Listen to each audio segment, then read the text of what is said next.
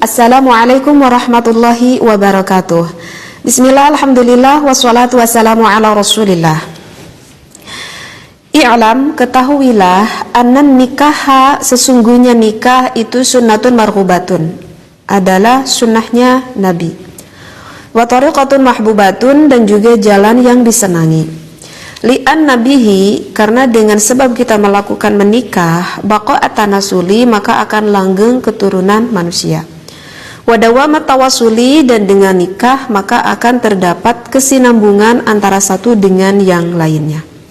Faqad harradahu asy-syari'ul hakim, Allah dan juga Nabi itu sangat menganjurkan untuk melakukan menikah. Faqala azza min qailin, maka Allah Subhanahu wa taala yang Maha Agung telah berfirman di dalam surat An-Nisa, A'udzu billahi minasyaitonir rajim, fankihu ma taba lakum minan nisa'i mathna wa thulatha wa ruba'. Yang artinya fankihu, maka nikahilah, ma di sini adalah wanita ya, taba lakum, yang baik bagi kalian, minan nisa'i, dari wanita yang kalian senangi, mathna dua-dua, wa thulatha atau tiga-tiga, wa ruba' atau empat-empat. Al-ayah. Waqala, dan juga Allah Ta'ala berfirman, A'udzu billahi minasyaitonir rajim, wa min ayatihi an khalaqalakum min anfusikum azwajan litaskunu ilaiha wa ja'ala bainakum mawaddatan wa rahmah. Yang artinya, wa min ayatihi an khalaqalakum min anfusikum, sebagian dari kekuasaan Allah adalah dijadikannya untuk kamu dari diri kamu, azwajan, pasangan kamu, litaskunu ilaiha, agar engkau tenang padanya, wa ja'ala bainakum mawaddatan wa rahmah, dan dijadikannya di antara kamu rasa cinta dan rasa kasih sayang. Nah, untuk pengkajian kitab Fathul Izar ini mungkin segini yang saya lughahnya atau yang saya baca keterangannya. Baik, akan sedikit saya terangkan apa yang sudah saya bacakan. Tadi ada kata pertama, i'lam, harus kita ketahui, anan nikaha, sesungguhnya nikah itu adalah sunnatun marhubatun, itu adalah sunnahnya Nabi. Maksud sunnahnya Nabi di sini bukan arti hukumnya itu adalah sunnah ya, bukan arti hukumnya itu adalah sunnah. Karena di dalam keterangan lain bisa saja ditemukan, misal di dalam kitab Qurratul Uyun, bahwa hukum menikah itu kita itu tergantung melihat akan individualnya seseorang gitu. Jadi hukum menikah itu bagi seseorang mungkin saja berbeda. Bagi seseorang mungkin saja menikah itu diwajibkan. Bagi seseorang menikah itu mungkin saja bahkan diharamkan, bisa dimakruhkan, sunnah ataupun menang. Jadi di dalam hukum menikah kita harus melihat dulu akan individu orang-orang tersebut begitu. Nah, bagaimanakah yang diwajibkan, haramkan? Jadi hukum menikah itu ada 5, ada wajib, ada haram, makruh, sunat ataupun menang gitu.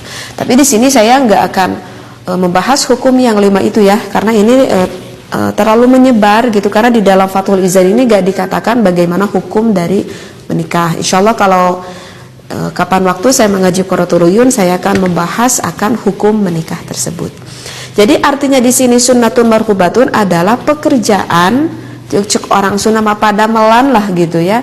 Jadi pekerjaan yang pernah dilakukan oleh Rasulullah Shallallahu Alaihi Wasallam, seperti itu ya.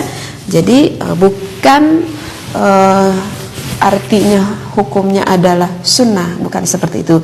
Jadi sunnah di sini adalah memang menikah itu yang pernah dilakukan oleh baginda Nabi Muhammad Shallallahu Alaihi Wasallam. Bahkan bukan oleh baginda Nabi Muhammad saja, oleh nabi-nabi ataupun rasul sebelum Nabi Muhammad Shallallahu Alaihi Wasallam bahkan menikah seperti itu ya.